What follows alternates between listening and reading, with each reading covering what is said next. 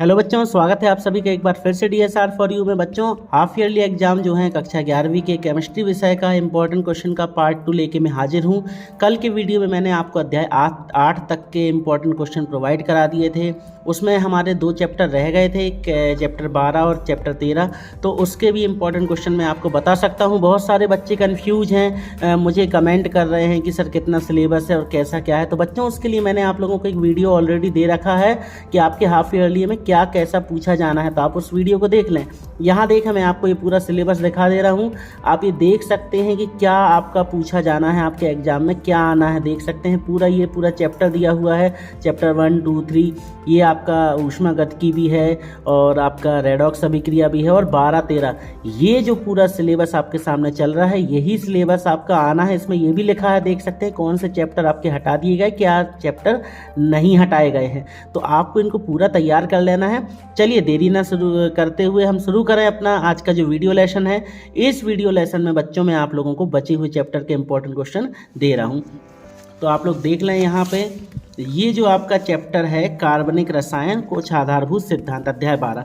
इसके पहले तक के रेडॉक्स अभिक्रिया तक के मैंने आपको पूरे दे दिए थे, आप लोगों ने देख लिए होंगे। ये पूरे मैंने आप लोगों को बता दिए हैं, आप इनको पढ़ लें। और बच्चों, इंपॉर्टेंट क्वेश्चन है ये, आप अपने हिसाब से भी तैयारी कर सकते हैं। ये मेरे हिसाब से इंपॉर्टेंट है, आपका प्यार दुलार मिल रहा है, संयोग से आपके पेपर भी अच्छे जा रहे हैं, ये बहुत अच्छी बात है। मगर आप लोग फिर भी मैं एक बात कहता हूँ, ये मेरे इंपॉर्टेंट हैं, आप लोग अपनी तैयारी स्वयं करके रखें। ये जो क्वेश्चन मैं यहाँ देता हूँ, ये विगत वर्षों में पूछे गए क्वेश्चंस होते हैं, उसके आधार पर मैं इंपॉर्टेंट देता हूँ। तो हो सकता है इस बार कैसा पेपर आ जाए, इसकी कोई गारंटी नहीं, फिर भी आप लोग इनको जरूर पढ़ लिया कीजिए। ये देखें, जैसे लिखा है, निम्न में से किस में ज्यामितीय समावयवता होती है। ये 4 ऑप्शन दिए हैं, ये वाला ऑप्शन तैयार कर लीजिएगा आप लोग। पहला ऑब्जेक्टिव, बहुविकल्पी का पहला ऑब्जेक्टिव तैयार कर लीजिएगा। दूसरा, निम्न में से कौन सबसे अधिक अस्थायी है। तो बच्चों, ये आप लोगों को मैंने आपको बता दिया है, ये पहले का बा दूसरे का दा उत्तर है। यहाँ उत्तर भी मैं निशान लगा दे रहा हूँ, क्योंकि आप लोगों में से कुछ लोग बच्चे बोल रहे हैं मुझे प्रश्न बैंक नहीं है। तो बच्चों, आपके पास प्रश्न बैंक होनी थी, आपको अब तक तो खरीद लेनी थी आपको, मैंने शुरू से बोला हूँ। ये बोल रहे हैं एक न्यूक्लियोफाइल क्या होता है, 9वां वाला उत्तर। तो 9वें वाले का उत्तर हो जाएगा बच्चों यहाँ दा वाला। देखा, मैं एक काम कर रहा हूँ, मैं पहले आपको प्रश्न बता दे रहा, इसके बाद आप लोग उत्तर इसके खुद देख लीजिएगा। 14वां है निम्न यौगिक का IUPAC नाम, ये तैयार कर लीजिएगा। 15वां वाला देख लीजिएगा। 16वां, ये जो प्रश्न है इस टाइप के प्रश्न पूछ लिए जाते हैं, तो इनको आपको बहुत अच्छे से तैयार कर लेना है। ये 17वां वाला CH3 कार्बन आयन में कार्बन की संकरण अवस्था कितनी है, ये भी आपको देख लेना है। इनके उत्तर आपके सामने यहाँ पे, ये 19वां वाला देख लीजिएगा, निम्न एल्कोहल निम्न के साथ समावयवी है। तो ये जो हमने ऑब्जेक्टिव दिए उनके उत्तर ये लिखे हैं, आप इसको देख लीजिएगा। रिक्त स्थान की पूर्ति में बच्चों, जैसे ये वाला ग्लाइऑक्सिलिक अम्ल का IUPAC नाम क्या होता है, तो ये होता है 1,2 ऑक्सो एथेनोइक अम्ल, ये होता है, ठीक है ना। ये आपको तैयार कर लीजिएगा। चौथा वाला है, जैसे पेपर क्रोमेटोग्राफी खालिस्तान नियम पे आधारित है, तो कौन से नियम पे आधारित होती है, ये वितरण नियम पे आधारित होती है। 5वां वाला है, जैसे कॉलम क्रोमेटोग्राफी, देखें पेपर क्रोमेटोग्राफी अलग होती है, कॉमन क्रोमेटोग्राफी अलग होती है। कॉलम क्रोमेटोग्राफी ये होती है अधिशोषण पे और ये होती है वितरण पे, ठीक है। 7वां तैयार कर लीजिएगा, एल्काइन का सामान्य सूत्र कितना होता है। तो 7वां वाला जो एल्काइन है, एल्काइन का सामान्य सूत्र क्या होता है, CnH2n-2, ये अभी मैं आपको बता दे रहा हूँ। 9वां तैयार कर लीजिएगा, ठीक है। 11वां तैयार कर लीजिएगा। फिर इसके बाद यहाँ पे 12वां वाला ऑब्जेक्टिव आप देख सकते हैं, ठीक है। ये देखिए, ऑब्जेक्टिव तो पूरा आपको तैयार कर लेना है। 15वां, 16वां और 17वां। मार्स गैस में मुख्यतः कौन सी गैस होती है, तो मीथेन गैस होती है। ये दिए हैं उनके पूरे उत्तर जो मैंने आपको बताए हैं, तो यहाँ से आप इन उत्तर को भी देख लीजिएगा। सही जोड़ी पूरी सही जोड़ी आपको देख लेनी है, पूरी सही जोड़ी, ये वाली भी और ये वाली भी, क्योंकि सही जोड़ियों के बहुत ज़्यादा चांसेस रहते हैं, पूछ लिए जाते हैं इसमें, यहाँ से यही जोड़ी पूछी जाती है। चलिए प्रश्न उत्तर की तरफ बढ़ते हैं। यहाँ पे ये वाला प्रश्न, इलेक्ट्रॉन स्नेही तथा नाभिक स्नेही क्या है, इसको उदाहरण सहित समझाना है, ठीक है ना। तो इलेक्ट्रॉन स्नेही क्या होते हैं बच्चों, वे अभिकर्मक जो इलेक्ट्रॉन के प्रति बंधुता रखते हैं, जो इलेक्ट्रॉन के साथ फ्रेंडशिप करते हैं, उन्हें इलेक्ट्रॉन स्नेही अभिकर्मक कहते हैं। इलेक्ट्रॉन से स्नेही होते हैं ये, ठीक है ना। और वे अभिकर्मक जो नाभिक के द्वारा आकर्षित होते हैं, ये रहता है किससे, इलेक्ट्रॉन से आकर्षित होता है, तो इलेक्ट्रॉन स्नेही, और ये क्या होता है, नाभिक के साथ, है ना, नाभिक के प्रति बंधुता रखते, तो ये नाभिक स्नेही कहलाते। फिर इनके एग्जाम्पल देख लेना। इतनी ही डेफिनेशन है, बस यहाँ से यहाँ तक की आप लिख दोगे पर्याप्त है। ऐसे इसमें भी आपको क्या, वे अभिकर्मक जो नाभिक के द्वारा आकर्षित होते हैं या नाभिक के प्रति बंधुता रखते हैं, नाभिक स्नेही अभिकर्मक कहलाते हैं। ठीक है, हालांकि इसमें आप ये भी लिख देना कि सभी धनावेशित आयन या ऐसे उदासीन अणु जो एक या एक से अधिक एकाकी इलेक्ट्रॉन युग्म ग्रहण कर सकते हैं। ठीक है, आप ये लिख देना इलेक्ट्रॉन घनत्व जो होता है, ये तैयार कर लेना।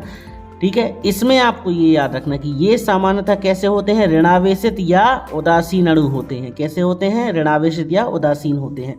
ठीक है, तो ये दो तैयार कर लें आप लोग, ये मतलब ये दोनों प्रश्नों के उत्तर। फिर यहाँ पे कार्बोकैटायन की संरचना ये तैयार कर लेना बच्चों, अपने आप में इंपॉर्टेंट क्वेश्चन है ये, और इसका पूरा चित्र के साथ में। अब यहाँ पे ज्यामितीय समावयवता क्या होती है, तो ज्यामितीय समावयवता को आप देख लेना। आबंधहीन अनुनाद क्या है, इसको तैयार कर लीजिएगा, आबंधहीन अनुनाद क्या होता है। ठीक है, फिर इसके बाद यहाँ पे आपका आया ये मोस्ट इंपॉर्टेंट क्वेश्चन, प्रेरणिक प्रभाव तथा इलेक्ट्रोमैग्नेटिक प्रभाव में दो अंतर तैयार करने हैं। तो देखें, दो अंतर बोले हैं, कोई अच्छे से तैयार कर लेना। जैसे पहला तैयार कर लीजिएगा, क्या होता है प्रेरणिक, प्रेरणा ये एक स्थायी होता है और ये कैसा होता है, अस्थायी होता है। ठीक है, इसमें देखें, इसके कारण प्रतिस्थापन अभिक्रिया होती है, इसके कारण योगात्मक अभिक्रिया होती है।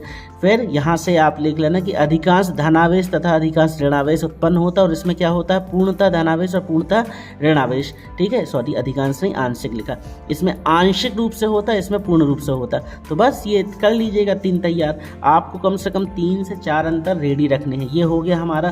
फिर इसके बाद बच्चों यहाँ पर क्रियात्मक समावयवता के बारे में पूछा गया। क्रियात्मक समावयवता क्या होती है, तो क्या बोल रहे हैं कि जब समावयवी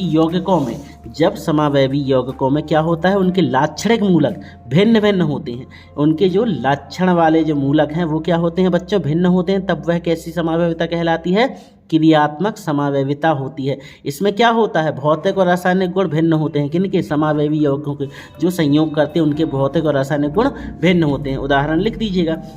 और स्थिति समावयविता क्या होती है, जब समावयवी यौगिकों की कार्बन श्रृंखला में लाक्षणिक मूलक भिन्न हो। देखो उसमें क्या था, केवल लाक्षणिक मूलक भिन्न थे, और इसमें क्या है, कार्बन श्रृंखला में लाक्षणिक मूलक भिन्न हो। और ये कैसे होते हैं, भिन्न भिन्न कार्बन परमाणु से जुड़े होते, तो स्थिति क्या कहते हैं, स्थिति समावयविता कहती है। ठीक है, और इस प्रकार की श्रृंखला में, इस प्रकार की समावयविता में कार्बन श्रृंखला में कोई परिवर्तन नहीं होता। ये उदाहरण लिख दीजिएगा। फिर इसके बाद बच्चों ये 13वां प्रश्न, क्रियाशील मूलक क्या है, ये तैयार कर लीजिएगा। इसका आपको चित्र सहित देख लेना है बहुत अच्छे से। इसके बाद यहाँ पे बच्चों ये मुक्त मूलक की परिभाषा तैयार कर लेना। मुक्त मूलक क्या है इसको देख लेना, इसका भी आपको डायग्राम के साथ में। केमिस्ट्री ये जो आपका कार्बनिक रसायन वाला पोर्शन है, इसमें आपको ये जो बॉन्ड बनते हैं इसको बहुत अच्छे से दिखाना है। प्रेरणिक प्रभाव क्या है, इसके 3 अनुप्रयोग, ये तैयार कर लीजिएगा। प्रेरणिक प्रभाव क्या होते हैं, इसके 3 अनुप्रयोग, तो ये हैं 3 अनुप्रयोग। ये ऋणात्मक प्रेरणिक, धनात्मक प्रेरणिक के अनुप्रयोग ये हैं। अनुप्रयोग ये लिखे हुए हैं, क्या, वसीय अम्लों की प्रबलता की तुलना, एमिनियो के क्षारकीय गुण और द्विध्रुव आघूर्ण की उपस्थिति। ये यहाँ ये दूसरा क्वेश्चन है, इलेक्ट्रोमैग्नेटिक प्रभाव क्या है, ये भी इंपॉर्टेंट है, आप इसको चाहें तो देख सकते हैं। ऋणात्मक इलेक्ट्रोमैग्नेटिक प्रभाव क्या है, ये तैयार कर लीजिएगा। फिर इसके बाद यहाँ पे इस अध्याय में अभिक्रिया मध्यवर्ती क्या होती है, ये देख लीजिएगा। कार्बेनियम आयन क्या होता है, ये पूरा कार्बेनियम आयन दिया हुआ है और ये पूरा इसका आंसर है, इसको देख लीजिएगा। आप बात करते हैं हम अपने अगले अध्याय की। तो अगला अध्याय जो है, सॉरी इसके पहले ये प्रश्न और है, कार्बेनियन क्या है।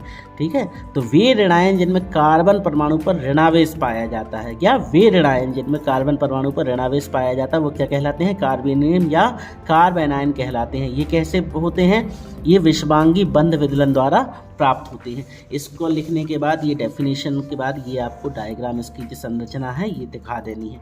ठीक है, फिर ये बारी आती है बच्चों हमारे अध्याय 13 की। अध्याय 13 है हाइड्रोकार्बन।